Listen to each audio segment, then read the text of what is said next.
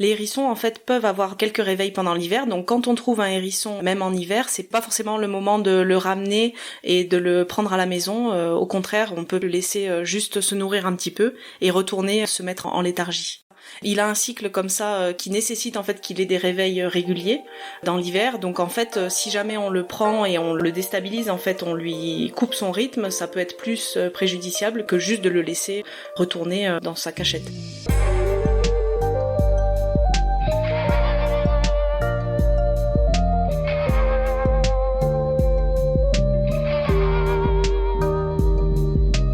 Bonjour à tous.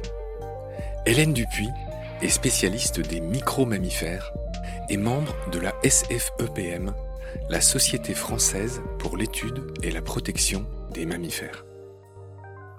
Qui sont ces micro-mammifères ? Cette classification diffère selon les spécialistes et selon la limite de poids qu'on se choisit. Mais grosso modo, il s'agit des rongeurs tels que les rats, les souris, les mulots, les campagnols, et de tous ceux que l'on appelait autrefois les insectivores, hérissons, taupes, musaraignes. Les marmottes et les glirridés, la famille des loirs, léraux et muscardins, en font aussi partie, selon les spécialistes. Une de ces nombreuses conventions est de dire qu'en général, les micro-mammifères regroupent tous les petits animaux dont la taille est inférieure à celle du rat musqué, soit 40 cm sans la queue. Pour d'autres, ce sont tous les animaux dont le poids est inférieur à 250 grammes, c'est-à-dire même pas le poids d'un rat qui en fait le double facilement. Il existe sur Terre environ 2000 espèces de micro-mammifères, dont les 3/4 sont des rongeurs. Et cela représente presque la moitié de toutes les espèces de mammifères. Sur le territoire français métropolitain, on trouve une petite cinquantaine d'espèces de micro-mammifères, soit une trentaine d'espèces de rongeurs et une quinzaine d'insectivores. Chez ces mini, le plus petit est le pachyure étrusque, le plus petit mammifère du monde, de moins de 2 grammes. Son nom vient de pachy et ouros, qui en grec signifie queue épaisse. Au passage, vous vous souvenez que les éléphants sont des pachydermes, où vous retrouvez ce préfixe grec de pachy qui signifie épais, et vous voyez donc que pachyderme signifie peau épaisse. Chez les micro-mammifères, la grosse mémère de la famille est la marmotte, qui peut frôler les 10 kilos. En gros, les micro-mammifères sont toutes ces petites bêtes à faible espérance de vie, autour de 2 ans en général, et qui ont un taux de reproduction très élevé.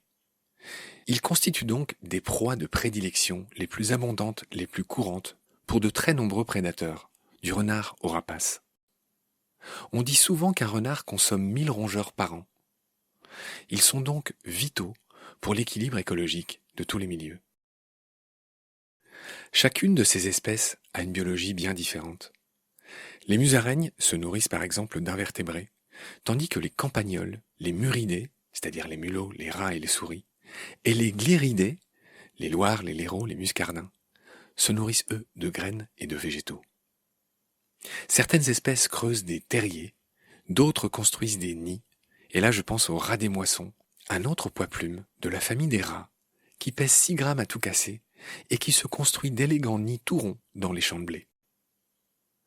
L'observation des micro-mammifères est difficile en raison de leur mœurs discrètes et nocturnes ou crépusculaires, le plus souvent. Ils sont minuscules et vivent la plupart du temps cachés sous terre, dans des galeries. Il est plus facile de repérer leurs traces, leurs crottes, mais aussi leurs os dans les pelotes de réjection des rapaces.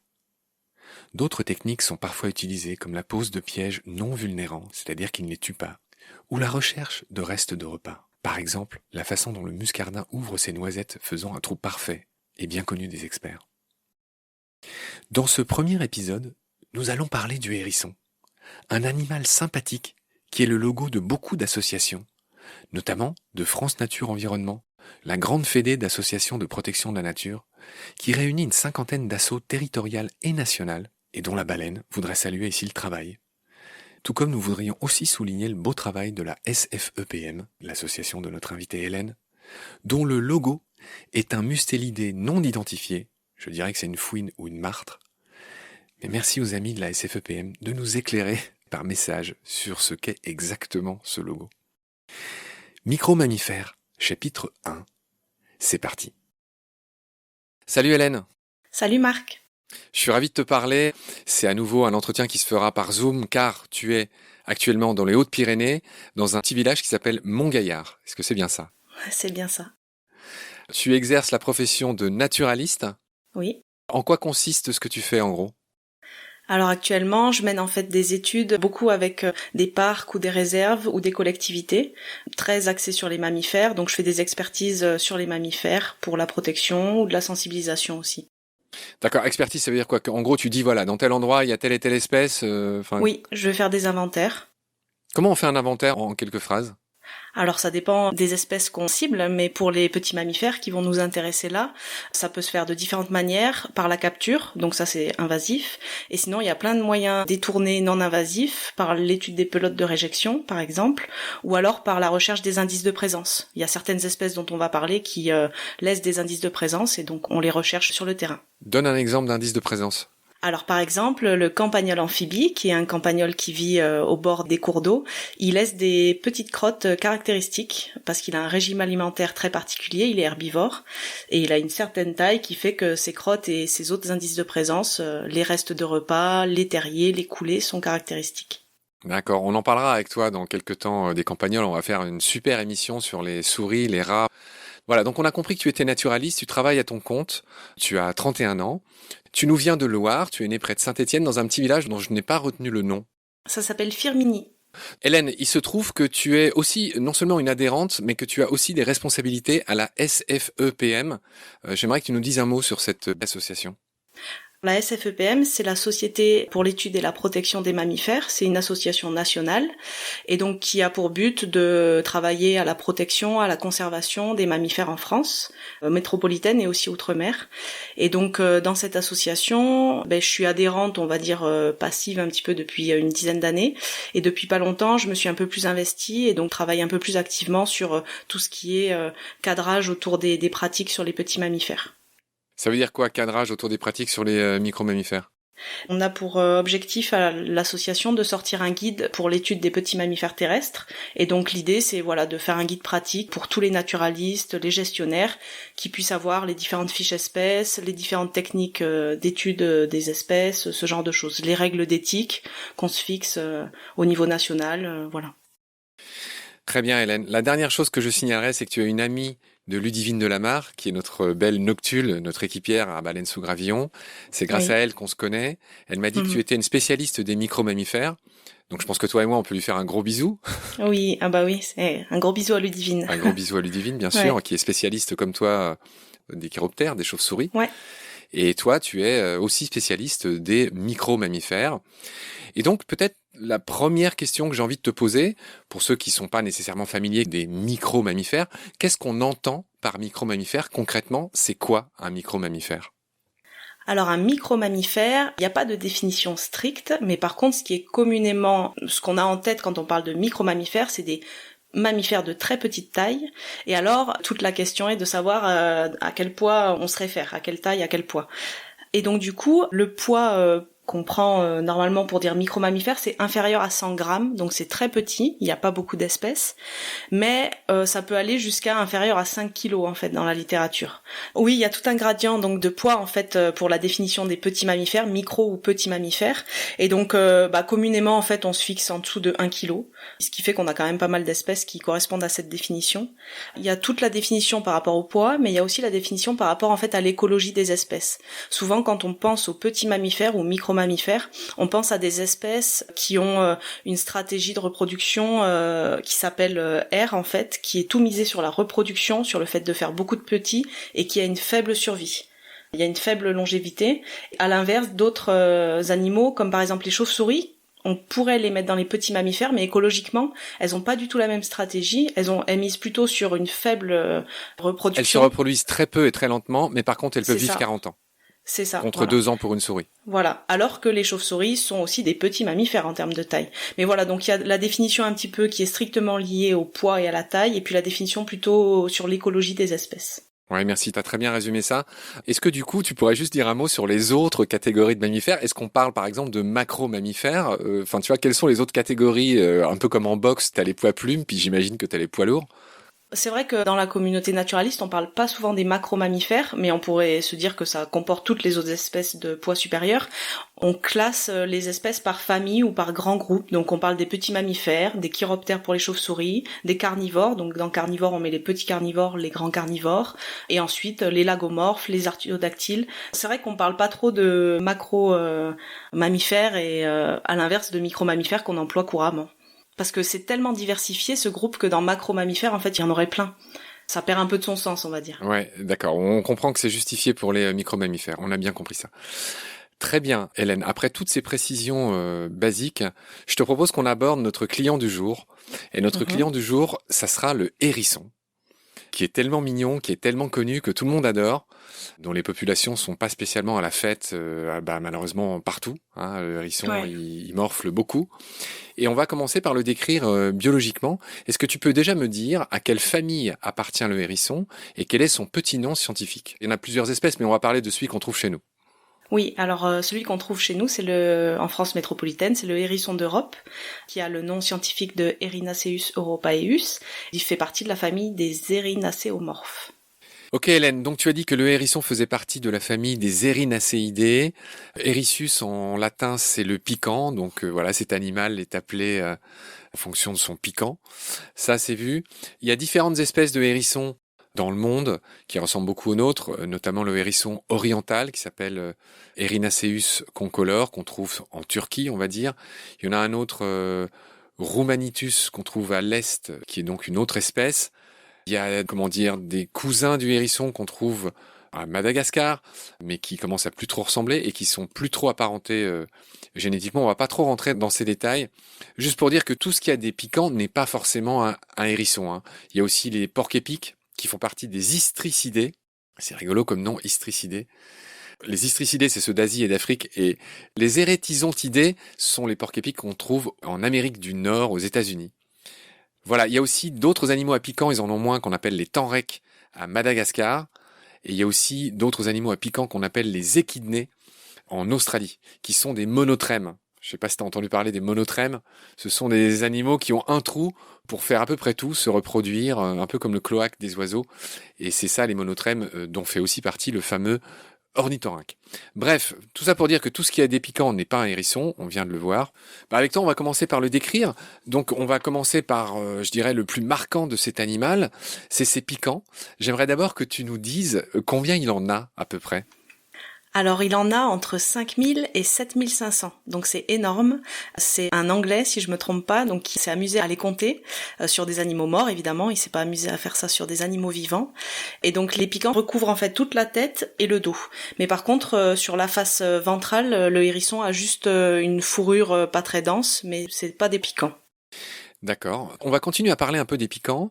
J'ai lu qu'ils sortaient par grappe de 3 et que ces Mhm. piquants étaient extrêmement solides. Tu as fait la grimace tout à l'heure quand je t'ai parlé d'une expérience. Est-ce que tu veux bien nous raconter ce qu'on s'est dit à ce moment-là? Oui, ben en fait, pour prouver qu'ils sont si solides, on pourrait s'amuser en fait à suspendre un hérisson par un seul piquant et remarquer que le piquant ne s'arrache pas, ne se détache pas. Sauf qu'évidemment, c'est pas du tout une expérience à faire sur animal vivant, évidemment pas. Sur animal mort, je sais pas si c'est très amusant de faire ça. Voilà, en tout cas, ça tient, c'est très solide. Et alors, ce qui est intéressant, on pourrait se dire que le hérisson a toute cette masse à porter, mais tous les piquants sont creux. Donc en fait, c'est assez léger cette structure. Donc c'est vraiment solide, mais en même temps léger. Une protection donc très légère. Alors on voit tout de suite les avantages, mais il y a aussi des inconvénients. Hein. C'est-à-dire que là où il y a des piquants, il a très peu de fourrure, et donc le hérisson est très sensible au grand froid. Oui, alors c'est une espèce qui hiberne en fait l'hiver, donc elle a besoin de se protéger du froid. Elle a cette technique de se rouler en boule aussi pour maintenir éventuellement la chaleur sur les parties qui sont plus pauvres en fourrure. Mais c'est vrai que ça la rend assez sensible, que ce soit pour la prédation, pour la chaleur, pour pas mal de choses sur les parties qui sont pas couvertes de piquants. Mais d'un autre côté, c'est ça qui lui permet aussi de pouvoir se déplacer plus facilement et de pouvoir quand même marcher assez vite quand il faut que l'animal fuit. Oui, je voulais quand même qu'on insiste sur un autre désavantage des piquants, c'est qu'il y a des insectes, notamment des mouches, et j'ai déjà vu ça, qui pondent entre ces piquants, et les larves peuvent dévorer des animaux mal en point, vivants carrément, c'est très cruel. Tu me confirmes que il est très sujet à ça, le hérisson. Oui, en fait, le hérisson, c'est un animal qui est souvent très parasité avec des ectoparasites, parce que bon, tous les animaux sont parasités avec des endoparasites à l'intérieur du corps, et aussi des ectoparasites, et les hérissons sont vraiment très parasités par tout ce qui est puces, tiques et autres petits acariens. Et donc, c'est vrai que ça peut sauter aux yeux des fois quand on voit certains animaux qui sont vraiment surparasités. Ça affaiblit certains individus. C'est pour ça d'ailleurs, parfois, quand on trouve des hérissons en pleine journée, ce qui est pas un comportement très normal, à moins que ça soit un animal affamé, ça peut être un individu qui est très affaibli et donc qui est un peu désorienté. Voilà. D'accord, on va continuer à parler des piquants. J'aimerais que tu me décomposes, qu'on revoie l'action au ralenti d'un hérisson qui se roule en boule. Est-ce que tu peux nous décrire comment ça se passe et qu'on comprenne mieux cette incroyable invention de la nature? Oui, en fait, il a différents stades, on va dire, de protection. Naturellement, en fait, le hérisson, ses piquants, ils sont plutôt à l'horizontale et ils sont pas du tout dressés. Si jamais il sent une menace, il va simplement contracter, en fait, parce que tous les piquants sont insérés dans un muscle, en fait, qui recouvre tout son corps. Et donc, il va d'abord contracter ce muscle, ce qui va faire redresser les piquants. Ça, c'est un premier stade. Si jamais il voit que le danger est encore plus fort, il va faire en sorte que tout ce muscle vienne commencer à recouvrir le haut de la tête et recouvrir un petit peu les flancs un peu plus. Donc c'est un deuxième stade. Le troisième stade, c'est quand il se roule en boule, mais on va dire pas de manière complètement fermée et hermétique. Donc il est en boule, mais si on le retourne, on peut voir quand même sa tête et ses pattes. Et puis le dernier stade, vraiment quand il a plus aucune issue, qu'il se sent vraiment acculé, en fait il ferme de manière assez hermétique tout son rouleau de piquant autour de lui. Hélène, on va rester sur cette histoire de se rouler en boule qui est tellement connue chez le hérisson. Il y a des prédateurs qui sont de grands malins, de grands spécialistes qui arrivent à contourner cet incroyable outil de défense du hérisson. J'aimerais que tu me dises lesquels et comment ils font pour arriver à tuer et à manger des hérissons. Le prédateur qui est vraiment équipé, on va dire, pour pouvoir ouvrir un hérisson qui est même en position vraiment en boule, c'est le blaireau européen. Mélès. Voilà, Mélès. Il a des grandes griffes en fait au bout de ses pattes et donc il est capable d'insérer ses griffes pour ouvrir le hérisson. Après, c'est pas sa nourriture favorite au blaireau, donc c'est pas non plus une proie qui est régulièrement consommée, on va dire. Après, il y a beaucoup plus de mortalité en fait chez le hérisson, on va dire quand c'est par de la prédation naturelle sur les petits honnies. Et donc là, il y a pas mal de sangliers, les sangliers peuvent les prédater, les blaireaux aussi. Ils préfèrent largement consommer des petits honnies qu'aller s'embêter à devoir ouvrir un hérisson.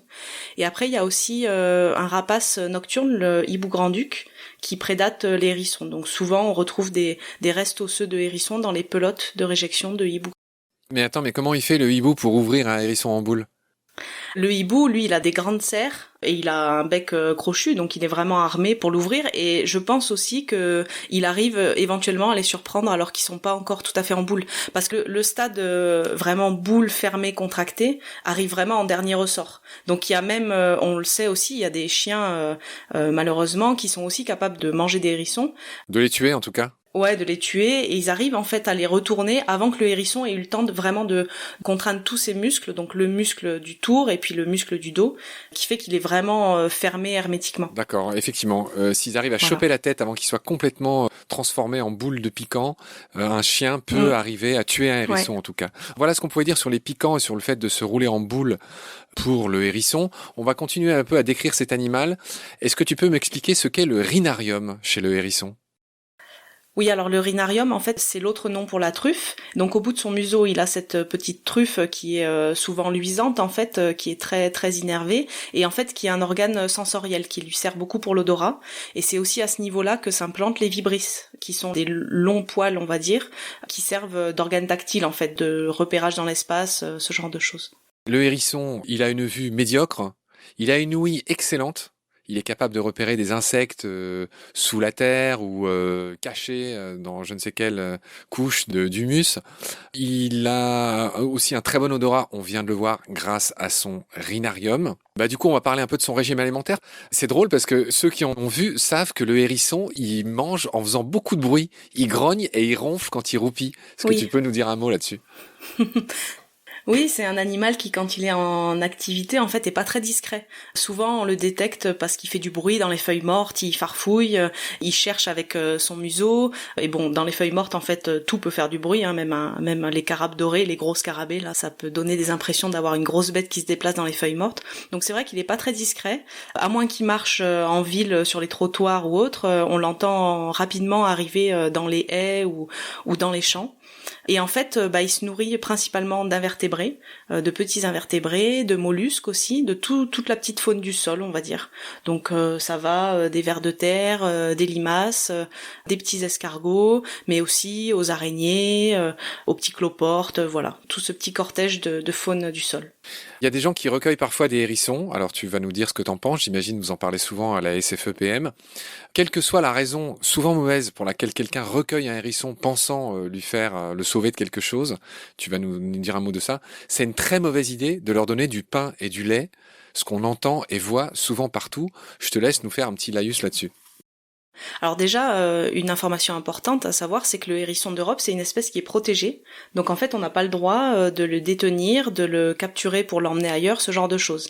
Le seul moment en fait où on a le droit de le faire, c'est soit quand on l'étudie et qu'on a demandé des dérogations pour pouvoir faire ce genre de manipulation, ou alors quand on trouve un hérisson en détresse. Dans le cas où les gens recueillent un hérisson en détresse, une des premières choses à faire, mais en fait ça vaut pour toute la faune sauvage, c'est vraiment de bien se renseigner auprès de centres de soins sur est-ce qu'il faut leur donner à manger, à boire, oui ou non, et est-ce qu'il faut l'amener plutôt très rapidement au centre de soins. Et alors, la nourriture comme le pain et le lait, c'est vraiment pas la nourriture adaptée à cette espèce-là, parce que Ils peuvent en mourir. Je pense que c'est toujours mieux d'essayer d'interférer le moins possible avec la faune sauvage. Mais par contre, ça dépend dans quelles conditions. Quand c'est des animaux qui sont en détresse et souvent dus à l'homme, ça peut valoir le coup quand même de sauver des individus. Mais voilà, en les amenant à des gens qui ont les compétences pour les soigner. Et donc vraiment le lait, le pain à proscrire, c'est vraiment pas des aliments qu'ils trouvent naturellement dans leur environnement. Ça leur provoque des diarrhées qui peuvent être vraiment fatales. Oui. Bon, alors soyons concrets. Moi, je vais me balader dans la forêt de Fontainebleau. Tu vas faire une tournée dans les Hautes-Pyrénées, on trouve un hérisson un peu mal en point suite, je ne sais pas, il a heurté un pneu de voiture ou je sais pas quoi. On fait quoi? On appelle qui? Alors de suite, on peut se connecter sur Internet, alors dès qu'on a l'accès, et on cherche le centre de soins de faune sauvage le plus proche. Et si jamais il n'y a pas un centre de soins localement, parce qu'il n'y en a pas partout malheureusement, on peut appeler justement à la SFEPM, la Société française pour l'étude et la protection des mammifères, ou une association régionale ou départementale de protection de la nature, qui peut se faire le relais de ce genre d'appel et qui mettra les personnes en lien avec les centres de soins. Il y a aussi, souvent dans les régions, en tout cas ici en Occitanie, il y a un réseau en fait qu'on appelle de médiation à la faune sauvage, et il y a donc un téléphone dédié où il y a une personne qui répond, qui prend les appels, pour justement réorienter les gens à l'époque où soit on trouve beaucoup d'oisillons tombés du nid, soit des chauves-souris, soit des petits mammifères comme le hérisson. On va enchaîner sur les populations de hérissons, chère Hélène. Il y a une étude britannique qui montre que les populations de hérissons, en tout cas au Royaume-Uni, ont chuté d'un facteur 30 en 50 ans. Il y a 30 fois moins de hérissons depuis 50 ans. Donc chez eux, il y avait une population estimée à 36 millions, qui est aujourd'hui estimée à 1,5 million. En France, il y a très peu d'études similaires à ma connaissance, j'ai peut-être pas assez cherché. J'aimerais que tu nous dises les principales causes de l'extrême raréfaction de cette espèce. Ce qui a été démontré en Angleterre, c'est un petit peu la même chose qui est en train de se passer ici. C'est-à-dire qu'il y a vraiment un déclin des populations qui est constaté dans quasiment tous les départements. Et c'est pour ça qu'il y a plusieurs associations qui se mobilisent justement pour essayer d'enrayer un peu ce déclin. Le hérisson, en fait, il est menacé par une multitude de causes. Il y a la mortalité routière. Il meurt beaucoup par collision routière. En fait, il a ce réflexe quand il se sent en danger de se mettre en boule. Mais voilà, se mettre en boule face à des voitures, ça fonctionne pas. Ou alors, il se retrouve comme beaucoup de mammifères qui traverse la route ébloui par les phares et complètement désorienté. Donc il y a énormément de hérissons qui meurent sur les routes. Il y a aussi en fait plein de pratiques agriculturales ou même forestières en fait qui sont néfastes aux hérissons, c'est-à-dire que on est dans des systèmes par endroits qui sont devenus très homogènes en termes d'habitat. Donc il y a de la perte de haies, il y a de la perte des fossés, des bandes enherbées, et en fait tout ça c'était des milieux qui permettaient aux hérissons de se déplacer parce qu'il a vraiment besoin d'un couvert et de la protection du couvert végétal en fait pour se déplacer. C'est très rare qu'un hérisson pour aller d'un point A à un point B traverse traverse un champ en plein milieu, en général, il va le contourner en prenant le bord du fossé ou de la haie. Le fait de, ça se regroupe sous la disparition de son habitat. En fait, ça fait partie des énormes menaces qui pèsent sur le hérisson. Alors malheureusement aussi, la liste est longue, mais il est aussi victime d'empoisonnement en fait par accumulation, parce qu'il consomme donc des petits invertébrés en majorité. Il peut consommer aussi quelques fruits, quelques charognes. Il est assez opportuniste, mais en grande majorité c'est des invertébrés terrestres. Et en fait, avec tous les produits phytosanitaires qui sont utilisés dans les campagnes ou même dans les jardins, en fait, à force d'ingurgiter des espèces qui ont été intoxiquées avec ces produits-là, il peut en mourir assez rapidement. Et puis après, il y a beaucoup de choses qui concernent on pourrait parler pas mal de ce qui concerne juste notre jardin. Il y a les noyades dans les piscines, il y a le fait d'avoir des pelouses extrêmement tondues, donc qui trouvent aucune cache, le fait qu'ils puissent pas se déplacer des jardins à l'autre, puisque souvent on met des clôtures surélevées sur des petits murets. Voilà, donc il y a énormément de choses qui conduisent à sa régression en fait. Je voudrais citer 2-3 autres études qui sont extrêmement intéressantes.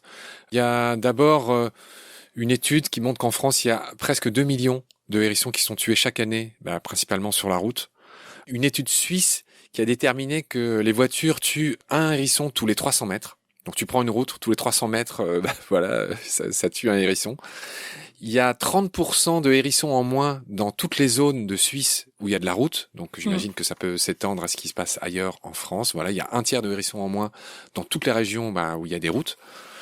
Et une autre étude que je trouve très intéressante, c'est une étude qui a été menée à Nantes, alors c'était il y a longtemps, en 2009, qui montre que surprenamment, il y a beaucoup plus de hérissons en ville qu'à la campagne aujourd'hui. Il y a des densités de population de 15 à 37 hérissons au kilomètre carré en ville, contre 1 à 4 seulement à la campagne.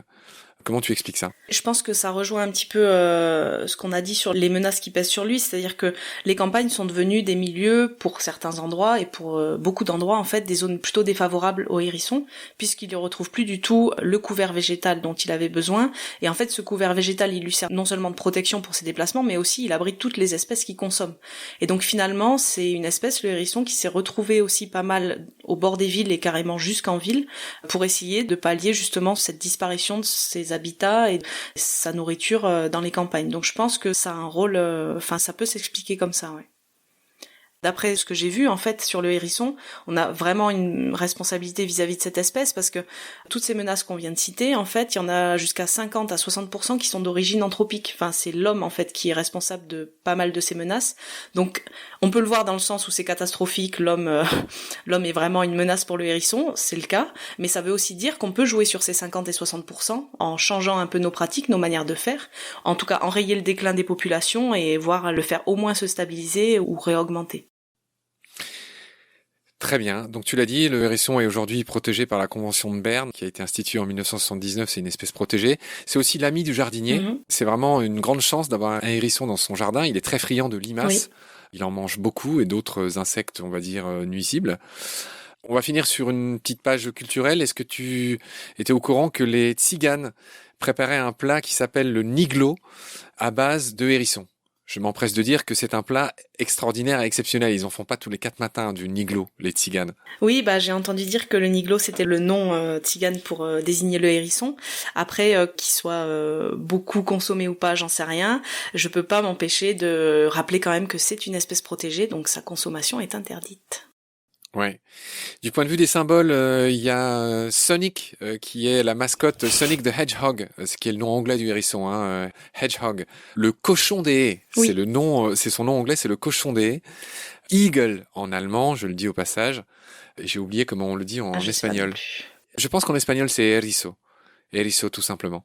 Bref, donc Sonic the Hedgehog, c'est la mascotte de Sega, par opposition au célèbre Mario de Nintendo. Tout ça, c'était dans les années 90 que ça a été créé. Voilà ce qu'on pouvait dire sur le hérisson. Est-ce que tu veux ajouter quelque chose, chère Hélène, ou est-ce qu'on peut dire que cet épisode consacré à notre ami le hérisson est terminé ? Je peux juste dire un petit mot sur l'hibernation et le fait que les hérissons en fait peuvent avoir quelques réveils pendant l'hiver. Donc quand on trouve un hérisson même en hiver, c'est pas forcément le moment de le ramener et de le prendre à la maison. Au contraire, on peut peut-être le laisser juste se nourrir un petit peu et retourner se mettre en léthargie. C'est-à-dire qu'il est normal pour un hérisson, si par hasard il a besoin, il sort de sa léthargie, il rebouffe un peu et il retourne à son nid. Oui. C'est ça. Et en fait, il a un cycle comme ça qui nécessite en fait qu'il ait des réveils réguliers dans l'hiver. Donc en fait, si jamais on le prend et on le déstabilise, en fait, on lui coupe son rythme, ça peut être plus préjudiciable que juste de le laisser retourner dans sa cachette. Ce qui nous ramène au constat habituel, le plus grand bienfait qu'on puisse faire à la nature, c'est de la laisser tranquille. Oui, très souvent. Très bien Hélène, on a fini notre premier épisode sur le hérisson. Je te remercie beaucoup pour tes lumières, ta gentillesse, ta patience. Je te retrouve très vite pour la suite. Salut Hélène. Salut Marc, à bientôt.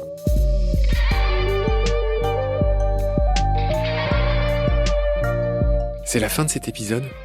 Merci de l'avoir suivi. Baleine sous gravillon a la chance d'avoir un premier partenaire, Nerven, une entreprise de génie écologique qui partage nos valeurs, celle du respect du vivant. Mais pour continuer, nous avons aussi besoin de votre soutien, qui consiste à s'abonner, à partager le lien de nos podcasts et ou à faire un don sur Helloasso. Grand merci par avance. Je remercie tous mes équipiers pour leur aide précieuse et je vous retrouve bientôt pour de nouveaux épisodes. D'ici là, prenez soin de vous et de ce qu'il y a autour de vous. Merci, à bientôt.